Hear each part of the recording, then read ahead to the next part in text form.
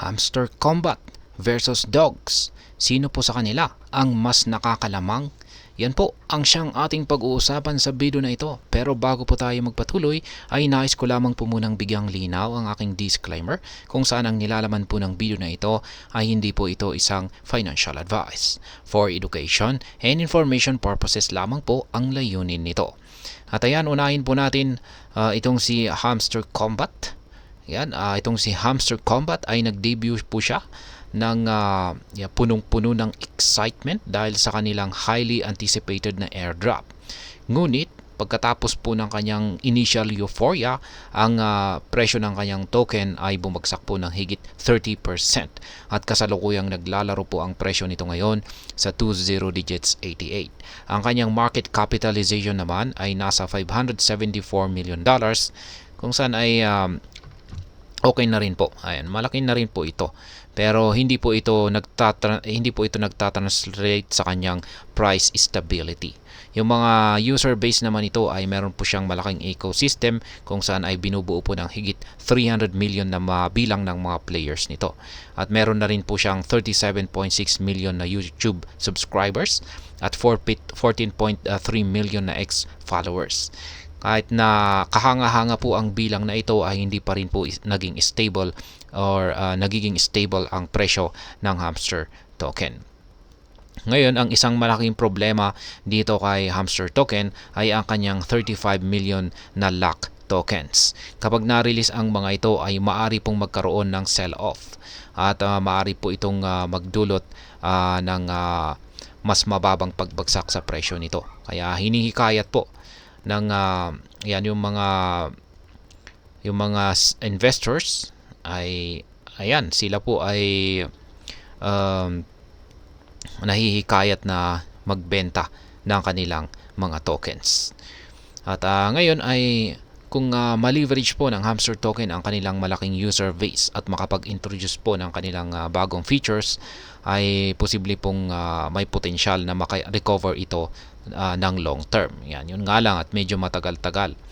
Pero sa ngayon, ang short-term outlook ni Hamster Combat ay ayan, medyo alanganin po.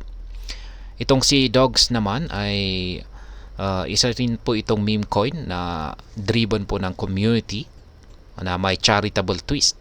Katatapos lang po ng kanilang airdrop at naghahanda po sila para sa isang token burn event. Ang goal po ng token burn ay bawasan ang total supply ng dogs. Kaya mas nagiging rare po ito at posibleng umangat yung kanyang presyo. Ang community ang siyang magdi-decide kung ilan ang ibabawas sa tokens at ang iba ay i-donate po sa charitable causes tulad ng mga groups na tumutulong po sa mga stray dogs at mga orphans. Kaya yan, yung kanyang community engagement naman ay ang decentralized governance mechanism ng Dogs ay isa po itong malaking plus. Ang kanilang community ay isang vibrant at saka engaging, kaya ito po ay napakalaga sa long-term success ng Dogs token.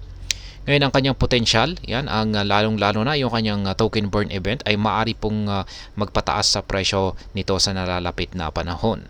Pero tulad ng ibang meme coins, ang long-term success ng Dogs ay nakadepende po sa market sentiment at sa kasalukuyang community involvement nito. Ngayon ay magkaroon po tayo ng comparison kay Dogs at saka kay Hamster Combat. Unang-una po ay sa kanilang price stability. Sa ngayon ay mas stable ang presyo ni Dogs kumpara kay Hamster Combat.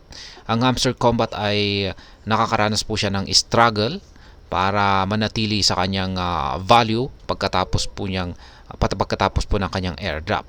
Habang ang Dogs token naman ay may potensyal na tumaas ang value dahil po sa kanilang nalalapit na token burn event. Pagdating naman po sa community at saka engagement, ang parehong tokens ay meron po silang malakas na community. Pero ang Dogs token ay mas nakakalamang po ito dahil sa kanilang charitable initiatives.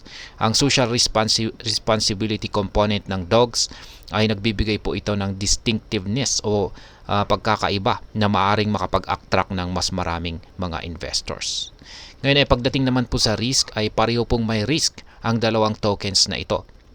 Ang Hamster Combat ay may malaking risk dahil sa kanyang potential sell-off na 35 million na nakalock na mga tokens. Samantala si Dog Tokens naman ay nakadependent po ito sa market sentiment kung saan ay napaka-volatile. Ngayon ay pagdating naman po sa kanilang comparison sa kanilang long-term potential, itong si Hamster Combat ay meron po siyang potential na makarecover kung makakagawa po siya ng solusyon or leverage sa kanyang malaking user base at makapag-introduce ng mga bagong features na magugustuhan ng kanyang community. Samantala ang Dogs Token naman ay may potential din na ma-maintain ang kanyang momentum dahil sa kanilang deflationary approach at malakas na community engagement. At ayan, sa kabuuan ay ang masasabi ko po rito ay ang parehong Hamster Combat at ang Dogs Token ay pareho po silang nagbibigay ng unique na opportunity at saka risk. Ang Hamster Combat ay maaring appealing sa mga naghahanap ng speculative investments, habang ang Dogs Token ay may social conscious angle naman kung saan ay isa pong charitable initiatives.